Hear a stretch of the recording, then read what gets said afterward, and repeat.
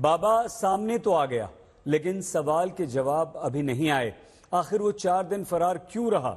माना कि उसका पुलिस की रिपोर्ट में नाम नहीं था, लेकिन वो गायब क्यों था? एक सवाल ये भी कि पुलिस रिपोर्ट में बाबा का नाम क्यों नहीं है? सबसे बड़ी सच्चाई ये कि भगदड़ और मौतों की खबर मिलने के बाद भी ये बाबा मौके से फरार क्यों हो गया था?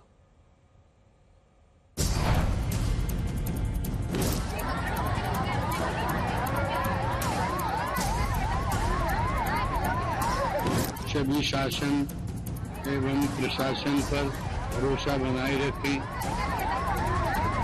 हमें विश्वास है उपद्रवकारी। लीजिए, बाबा सूरजपाल ने खुद को बेगुनाह करार दे दिया है और साथ में इशारा कर दिया है कि 123 जान लेने वाले हादसे के पीछे कुछ लोगों की साजिश हो सकती है। सभी शासन 3 रोज के बाद आखिरकार बाबा सूरजपाल पहली बार कैमरे के सामने आया और उसने कहा कि कुछ उपद्रवी थे जिन्होंने ऐसा किया और जो बख्शे नहीं जाएंगे। सभी शासन एवं प्रशासन पर भरोसा बनाए रखें। हमें विश्वास है जो भी उपद्रवकारी हैं वो बख्शे नहीं जाएंगे।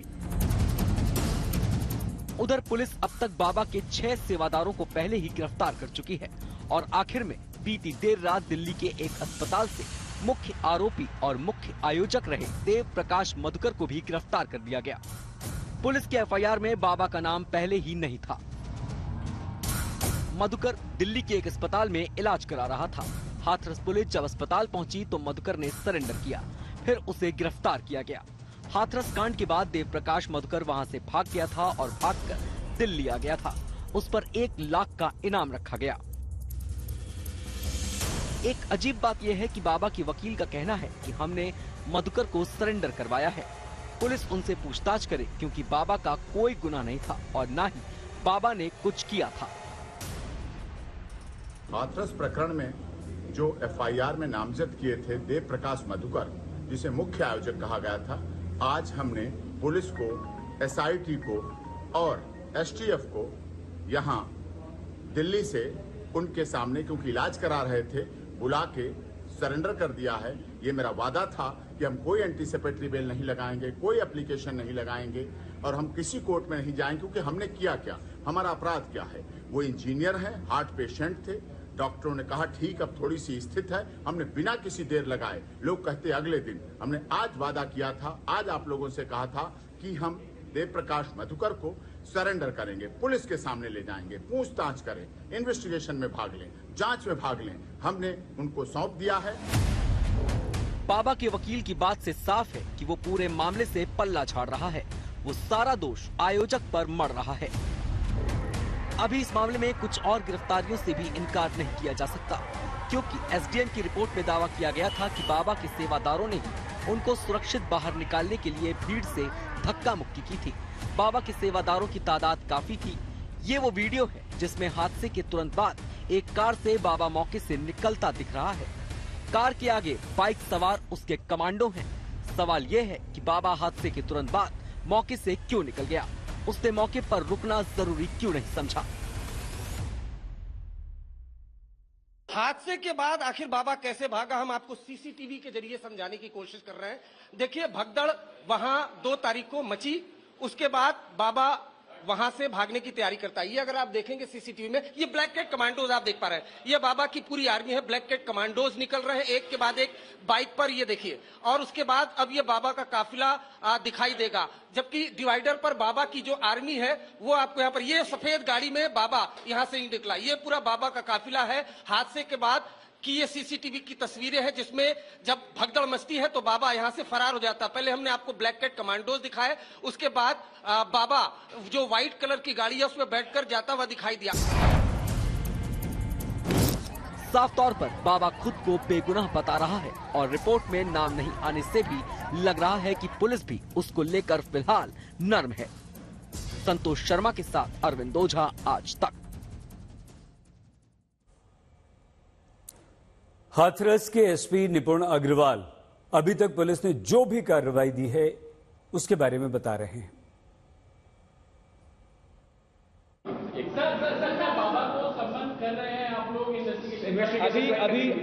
अभी इनको पीसीआर पे लिया जाएगा। इनको विस्तृत रूप से इनसे पूछताछ की जाएगी। जितने भी अभियुक्तों को हमने जेल भेजा है, इनको पुलिस कस्टडी रिमांड पे लेके पूछताछ करी जाएगी। और जो भी साक्ष्य संकलन है, जो भी ट्रस्ट की फंडिंग हो रही है, जो भी इनकी रसीदें हैं, जितने भी बैंक खाते हैं, सबके बारे में गहनता से जांच कर जो भी दोषी है उनके खिलाफ कार्रवाई की जाएगी।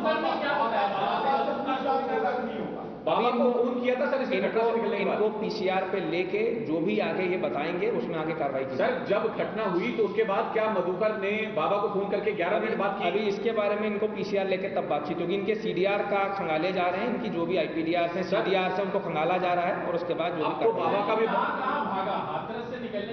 अभी इनकी लोकेशन ट्रेस कर रही है। हमारी सर्विलेंस टीम लगी हुई है। जो भी इनके कॉल डेटा रिकॉर्ड्स हैं उनको खंगाला जा रहा है। वो विवेचना के पार्ट है। सर, एक सवाल और, वकील ये बोलते हैं कि बीमार थे, क्या कुछ मेडिकल हिस्ट्री निकल कर? सर, मेडिकल हिस्ट्री निकल के आई है सामने। अभी तक इनको गिरफ्तार करा गया है। इनको कहीं अस्पताल से गिरफ्तार नहीं करा गया। दिल्ली में इनको नजफगढ़ से रास्ते से गिरफ्तार करा गया है और हाथरस पुलिस की एसओजी टीम ने ही गिरफ्तार करा। इससे पहले हमने भोले बाबा का बयान आपको सुनवाया। भोले बाबा सामने आया, उसने बयान दिया। बाबा ने बयान तो जारी कर दिया, लेकिन कई सवालों के जवाब मिलने अभी बाकी हैं। क्या पुलिस बाबा से उन सवालों के जवाब जानने का प्रयास करेगी? पुलिस की एसआईटी तो अब तक शुरुआती जांच रिपोर्ट तक मुख्यमंत्री को नहीं दे पाई है, जबकि 24 घंटे के भीतर उसको रिपोर्ट देनी थी। पुलिस ने पूरी शक्ति से खबरों का खंडन किया और कहा कि अब तक कोई रिपोर्ट नहीं दी। उधर नेता कह रहे हैं कि बाबा के बारे में मुंह खोलने से सभी बच रहे हैं। लगता है नफा नुकसान न हो जाए। हाथरस में 123 मौतों का जिम्मेदार आखिर कौन है? 2 जुलाई की दोपहर को हाथरस के एक गांव में जो कुछ हुआ, उसमें किसकी लापरवाही है? इस मामले की पुलिस और प्रशासन अपने स्तर पर जांच कर चुके हैं। 3 स्तर पर जांच हो रही है, लेकिन क्या शुरुआती जांच में खेल हो रहा है? सवाल इसलिए क्योंकि एसडीएम अपने स्तर पर जांच की रिपोर्ट दे चुके हैं। वो एसडीएम जो मौके पर मौजूद थे, यानी जिनकी रिपोर्ट सबसे भरोसेमंद और तथ्यात्मक कही जा सकती है। आज तक के पास हाथरस के कलेक्टर को भेजी गई एसडीएम की रिपोर्ट की कॉपी है। पुलिस की एसआईटी अब तक जांच की रिपोर्ट नहीं दे पाई है और 3 दिन और मांग लिए हैं। लेकिन एसडीएम की रिपोर्ट में घटना का जो ब्यौरा लिखा है, वो देखिए, सब कुछ साफ हो जाएगा। एसडीएम लिखते हैं 2 लाख लोग मौके पर मौजूद थे। 12:30 बजे बाबा सूरजपाल मौके पर पहुंचे। 1 घंटे कार्यक्रम चला। 1:40 पर बाबा निकले। लोग उनके चरणों की धूल लेने के लिए दौड़े। लोग बाबा के दर्शन के लिए बेकाबू हो गए। बाबा के ब्लैक कमांडो ने धक्का मुक्की की। सेवादारों ने लोगों को बाबा के पास जाने से रोका। कुछ लोग नीचे गिर गए। अफरा तफरी मच गई। लोग बचने के लिए सामने खेत की तरफ भागे। वहां ढलान थी, कई लोग गिर गए। भीड़ इन लोगों को रौंद कर आगे बढ़ गई।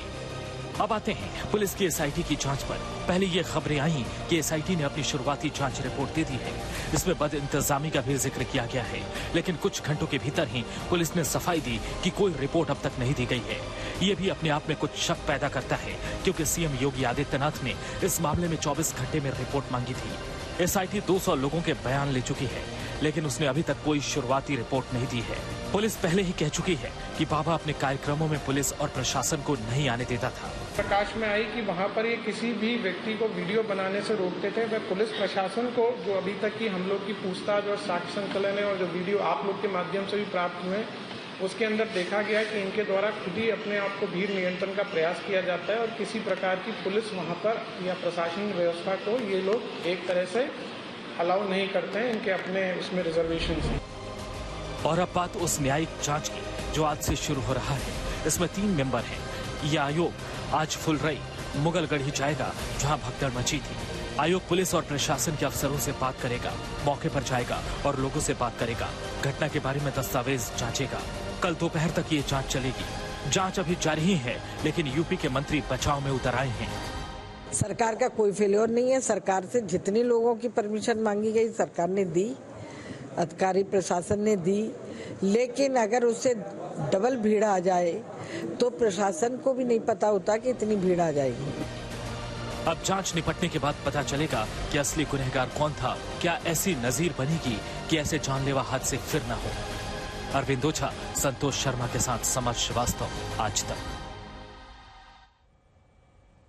हाथरस कांड की जांच न्यायिक जांच आयोग कर रहा है। लंबी कवायद होगी, 2 दिन की जांच है, लेकिन अगर हम अफसर पर मौजूद रहे एसडीएम की रिपोर्ट देखें तो सब कुछ साफ है। एसडीएम ने अपनी रिपोर्ट में विस्तार से पूरा ब्यौरा लिखा है कि कब, कितने बजे, क्या हुआ, कैसे बदइंतजामी के कारण भगदड़ मची। अब देखना यह होगा कि आगे की जांच किस दिशा में आगे बढ़ती है। बाबा व्हाइट कलर की गाड़ी पर बैठकर जाता हुआ दिखा,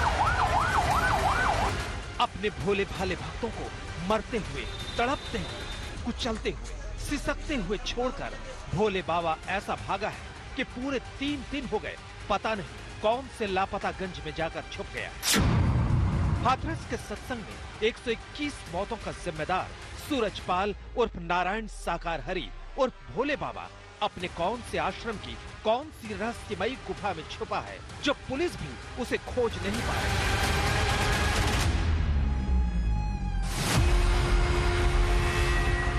बाबा के तकरीबन 10 आश्रमों में तो आज तक की टीम पड़ताल कर चुकी है, लेकिन जिस तरह से बाबा ने अपनी रहस्यमयी दुनिया बनाई है, ऐसे में उस रहस्यमयी दुनिया का तिलिस्म तोड़ना भी एक चैलेंज सा बन गया है। क्योंकि ना तो बाबा के किसी आश्रम में सीसीटीवी कैमरे मिलते हैं, ना ही बाबा किसी को वीडियो बनाने देता है। ऐसे में बाबा एक खोज बन गया है। हाथरस में मौत की भगदड़ के बाद अभी तक बाबा के सिर्फ 2 वीडियो सामने आए।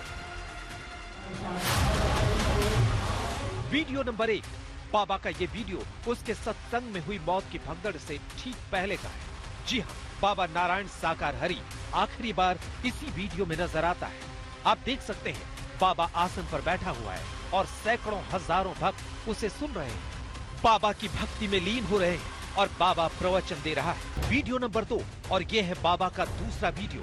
जी हाँ, जब वो सिकंदराबाद में मरते कुचलते अपने अनुयायियों को छोड़कर अपनी सफेद कार और प्राइवेट आर्मी को ढाल बनाकर फरार होता है। इन दोनों वीडियो के अलावा अब बाबा का ना कोई वीडियो आया है और ना ही ये पता चल पाया है कि बाबा गया कहाँ। पुलिस दावा कर रही है कि वो बाबा को तलाश कर रही है और बाबा का पता उसे अभी तक नहीं मिल पा रहा है।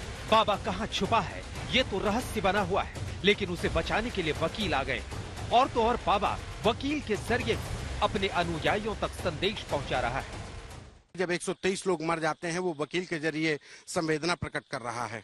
कैसे उनको खुद नहीं आना चाहिए? नहीं, हमें बुरा नहीं लगा, नहीं हमें बिल्कुल नहीं, आप उनके काउंसिल, आप अपनी पक्ष, नहीं आप अपने हैं, लेकिन मैं एक संत की बात कर रहा हूँ। क्या संत को खुद आकर के नहीं कहना चाहिए कि मैं आप इस आप जाने क्या उनकी बाध्यताएं हैं, क्या पुलिस प्रशासन है, कहाँ क्या आवश्यकता है। हम तो ये भी कहेंगे उन्हें का यूट्यूब चैनल भी होना चाहिए, उनकी सोशल साइट्स भी होनी चाहिए। उनको अब तक सिल्वर बटन और डायमंड बटन मिल चुका होना चाहिए यूट्यूब चैनल पे। हमारी सीमा सचिन मीना को डायमंड सारे बटन मिल गए अब तक इतने दिनों। आप वकील हो गए तो मिल ही जाएंगे। आप नहीं, मैं तो मुझे नहीं पता, उसने तो ले लिए सारे। गुलाम हैदर को मिल गए सारे बटन, हमारे अपोजिट होके भी। तो इस तरह से लिंक्डइन, सोशल मीडिया, ये सब चीज चलाते हैं, करते हैं। जांच पे कितना भरोसा है? पूरा भरोसा है। कोई साजिश पर भी पूरा भरोसा है कि साजिश हुई है। अब बिल्कुल षड्यंत्र हुआ है और हत्या का प्लान था। ये किसकी हत्या का? ये लोगों की हत्याएं हुई हैं, ये हत्या हुई है लोगों की, सीधी सीधी भगदड़ मचाई गई है। वहां जो उनके अनुशासनात्मक लोग हैं, जो इंजर्ड बता रही थी, महिलाएं बता रही थी, कभी ऐसा नहीं हुआ, कभी ऐसा हो ही नहीं सकता, सब क्रम से निकलते रहते हैं। नारायण साकार हरि को निकले हुए आधा घंटा हो चुका था, उसके बाद इस घटना को अंजाम दिया गया। आपको बता दें कि गुरुवार की रात बाबा के मैनपुरी वाले आश्रम के बाहर वकील एसपी सिंह दिखाई देते हैं। अब सवाल ये है कि वकील साहब मैनपुरी में क्या करने आए? क्या बाबा मैनपुरी वाले आश्रम के अंदर ही छुपा हुआ है? क्योंकि बताया जा रहा है कि बाबा ने जितने भी आश्रम बनाए सबसे खुफिया मैनपुरी वाला आश्रम ही है। बाबा के इस आश्रम में कोई परिंदा भी पर नहीं मार सकता। लेकिन वकील एपी सिंह से पूछा जाता है कि वो यहाँ क्यों आए हैं, क्या बाबा ने उन्हें मिलने के लिए बुलाया है? तो वकील साहब सीधा जवाब नहीं देते। मुझे तो वहाँ कोई मिले ही नहीं, है ही नहीं, वहाँ तो बंद पड़ा है, सब पुलिस लगी पड़ी हर तरफ। लेकिन आपने तो दरवाजा तक नहीं खटखटाया वहाँ तक। अरे दरवाजा क्या खटखटा, मैं दरवाजा खटखटा के नहीं जाने वाला हूँ। एपी सिंह जाता है तो स्वागत के साथ जाता है, फूलों की वर्षा के साथ जाता है। घूम फिरकर शक की सुई बाबा के मैनपुरी वाले आश्रम पर ही पहुंच रही है। क्या वाकई बाबा मैनपुरी वाले रहस्य लोक में छुपा हुआ है? क्या बाबा ने मैनपुरी वाले आश्रम में ऐसी गुफा बनाई है जहां तक कोई आसानी से पहुंच नहीं सकता? सवाल ये भी है कि अगर बाबा मैनपुरी के इस आश्रम के अंदर नहीं है तो यूपी पुलिस पिछले 3 दिन से आश्रम के बाहर क्यों डेरा डाले हुए है? और शक इसलिए भी है कि वकील एपी सिंह पहले बाबा के इस आश्रम में गेट तक जाते हैं और जब मीडिया के कैमरे उनके पीछे लगते हैं तो वो लौट आते हैं। आपको बता दें कि हाथरस में मौत की भगदड़ के बाद बाबा सीधे मैनपुरी वाले आश्रम में ही आया। इसकी तस्दीक इस बात से भी होती है कि कॉल डिटेल्स में बाबा की आखिरी लोकेशन मैनपुरी ही मिली है। बाबा 2 जुलाई की दोपहर 1:40 पर घटना स्थल से निकलता है। दोपहर 2:48 पर आयोजक देव प्रकाश मधुकर से बात करता है। आपको बता दें कि बाबा फोन पर मधुकर से 2 मिनट 17 सेकंड तक बात करता है। बाबा की फोन की लोकेशन 3 बजे से 4:35 तक मैनपुरी की ही आ रही थी। बाबा ने 3 और फोन नंबरों पर बात की। सबसे पहले महेश चंद्र नाम के शख्स से बाबा ने 3 मिनट तक बात की। फिर बाबा ने संजू यादव नाम के शख्स से 40 सेकंड तक बात की और उसके बाद बाबा ने मधुकर की पत्नी रंजना के नंबर पर 11 मिनट 33 सेकंड तक बात की। इसके बाद शाम को 4:35 से अब तक बाबा का फोन स्विच ऑफ आ रहा है। बाबा फरार है और उसने अपने 121 अनुयायियों की मौत के बाद पलट कर भी नहीं देखा है। फिर भी भोले बाबा के भोले भाले भक्त उसके लिए अपनी जान देने तक को तैयार है। जी हाँ, बाबा का एक भक्त तो यहाँ तक कह रहा है कि अगर नारायण साकार हरि की गिरफ्तारी हुई तो वो अपनी जान दे देगा। आखिर बाबा ने इन भक्तों पर कौन सा जादू चलाया है? परमात्मा को अगर कोई छूने की इजाजत करेगा तो मैं अपनी आत्मदाह कर लूंगा, क्योंकि मैं जानता हूँ ये मेरे परमात्मा है। जिसको दिखाई दे रहा वही बता सकता है कि आम मीठा है या खट्टा है, जिसने खाया है। इन नारायण हरि के वचन से सीखा मैंने, अपना धंधा किया, बिजनेस किया, इनकम टैक्स भी दिया और मैंने एक मकान छोटा सी अपना बना लिया। इस वक्त मैं सिर्फ हरि की भक्ति के अलावा इनके वचन मान के चलता हूँ। जिस तरह से अपने भक्तों को बरता हुआ छोड़कर बाबा भागा और उनकी तरफ मुड़कर भी नहीं देखा, ऐसे बाबा पर बागेश्वर धाम के पंडित धीरेन्द्र शास्त्री ने नारायण साकार हरि पर 5 बड़ी बातें कही। ऐसे में बाबा नारायण साकार हरि के भक्तों को पंडित धीरेन्द्र शास्त्री की ये बातें जरूर सुननी चाहिए। हाथरस की घटना, पहली बात तो हमें जो जानकारी लगी हम सब नहीं जानते। पहली बात कोई परंपरा के साथ हमको जो जानकारी लगी कि वहाँ पर विचित्र स्थिति के कारण हुआ। तीसरी बात, जूता पहन करके प्रवचन हमने पहली बार दिया। चौथी बात, बाबा या महात्मा वही है कि जो अपनी रक्षा से ज्यादा अपने भक्तों की रक्षा करने विचार। अब 5, निश्चित रूप से कुछ ना कुछ तो रहा होगा। काखागा नहीं बन पाया, तैयारियां में कुछ सुनियोजित तरीके से कुछ नहीं हो पाया होगा। ईश्वर जाने, हम उसके लिए कुछ कह नहीं सकते, पर इतना कह सकते हैं कि ऐसी जगहों से बचें भी, ऐसी जगहों पर कम जाएं, सावधानी पूर्वक जाएं और अगर दूर से भी गुरु की दृष्टि पड़ जाए ना। बड़ी बात यह है कि जैसे ही पुलिस ने बाबा के मुख्य सेवादार और सिकंदराराव में हुए सत्संग के मुख्य आयोजक पर 1 लाख रुपए का इनाम रखा तो चंद घंटों बाद ही पता चल गया कि सेवादार देव प्रकाश मधुकर अस्पताल में। तो क्या ये माना जाए कि जैसे ही मुख्य आयोजक मधुकर मिलेगा, बाबा का पता भी फौरन मिल जाएगा? क्योंकि बाबा ने फरार होने के बाद आखिरी बातचीत मधुकर और उसकी पत्नी रंजना से ही की। मैनपुरी से संतोष कुमार के साथ आज तक ब्यूरो। इस बुलेटिन में फिलहाल इतना ही। आप प्लीज अपना बहुत ख्याल रखिएगा। देखते रहिए आज तक।